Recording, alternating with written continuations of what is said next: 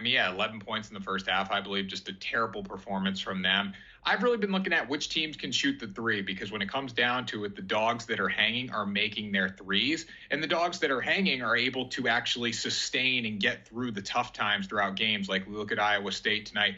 They did not play well early, but they found a way to pull away. We've seen that with a lot of favorites so far. And if I have been looking at dogs, I am taking them on the money line, or at least sprinkling them too, because we've seen a lot of dogs play well. The ones that have won have been profitable, obviously, but against the spread, favorites overall have had the advantage today. So definitely going to be looking at some more dogs on the money line tomorrow, and then also, looking at more future bet opportunities as well, because I think that's a great way to be profitable in March Madness, looking at what teams had the hot hand early today and seeing if they can continue it out to the Elite Eight and then ultimately the Final Four. Yeah, Alabama's a risky play for sure because they don't play defense. I'm going to look at the total here. I'm going to take the under of 173.5. Now, I'm looking at this total. I need to remember that bookmakers are smarter than pretty much every better out right there, right? Like 173.5 is a legitimate total. It's there for a reason. There's an easy path for this game to get over, but I can't just trust the over here at this high of a total. Alabama plays great offense. Obviously, they have the best scoring offense in the country, and they don't play a lot of defense. They're 6th in the country in pace of play, but Charleston's 119th. For this game to get over 173.5, a lot has to go right here. I fully expect Alabama to come out strong on offense. Marcus Sears, one of the best guards in the country, has been fantastic this season, 21 points per game. But when you look at Charleston, who's going to be that scorer for them that's going to make plays down the stretch? And also, if Alabama does get up in this game and gets a pretty hefty lead, are they going to keep the foot on the gas and get this game to where it needs to go to get over 173.5? Just too much going against this total for the over, so I'm definitely going to lean under here. Charleston 18-15 to the over this season, really have not been a heavy over or under team at all. The stakes are heightened. We've seen teams come out really slow. We've seen favorites come out slow because the pressure of playing in an NCAA tournament game. So for 173.5, like Alabama wasn't getting this number consistently against SEC opponents sometimes, right? So the fact that I'm going to take Charleston to probably have to put up 70 points in this game at least to get this game over, I don't think so. I think we've gone a little bit too far. I still like FAU in this game. I got on them earlier than now, which is currently at 3 points.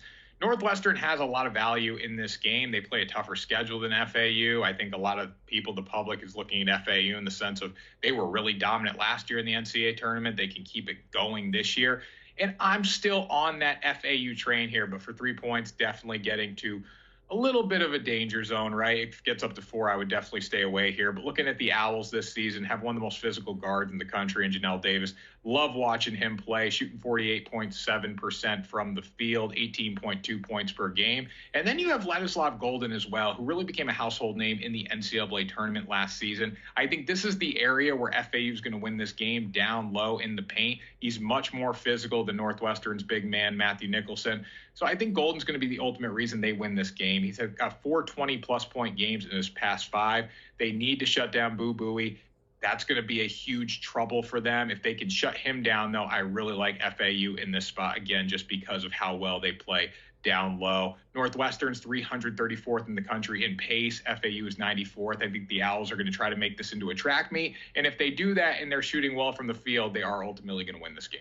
No, definitely. This is a great matchup for San Diego State. But first off, the fact that the Big East got 3 teams and the Mountain West got 6 teams, that's preposterous. And I'm glad we're seeing it today and throughout the NCAA tournament. I think we'll see that the Mountain West just did not deserve as many teams as the Big East probably. And I know there's a case for all 6 of those teams, blah, blah, blah. But the bottom line is it's good to see what's coming to the Mountain West. Anyways, San Diego State minus 7.5. I do think one Mountain West team at least is going to show up here, and that's going to be San Diego State. Really good matchup for them in this spot. I don't know if they deserved as high as a seed as they got, but they really have a good, favorable road to the next round here. UAB is 106 in the KenPom rankings. They're the 8th lowest ranked team in KenPom in the tournament, with the 199th ranked adjusted defensive efficiency unit.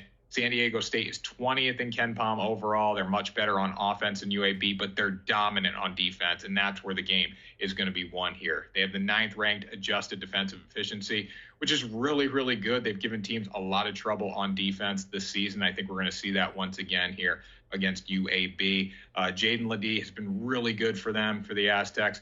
I don't think UAB is really going to have an answer for him. 6'9" forward, physical down low, can make shots in the mid-range. So look for San Diego State to come out here. It may take them a little while to get going because offense is definitely not as strong as the defense. But if they just keep UAB down throughout this game, there's no reason they can't run away with it in the second half.